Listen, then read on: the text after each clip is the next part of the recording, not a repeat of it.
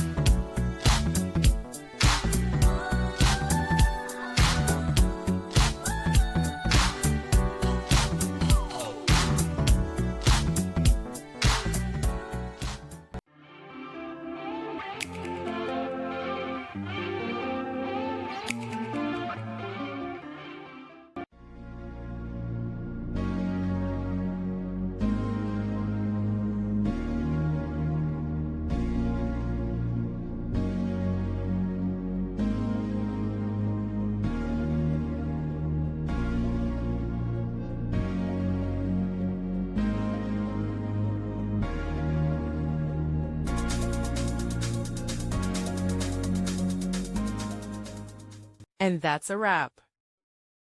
I hope you found the answer you were looking for. If you did, take a second to hit that subscribe button. It really helps out. And let me know in the comments which solution worked best for you. See you next time in the debug zone.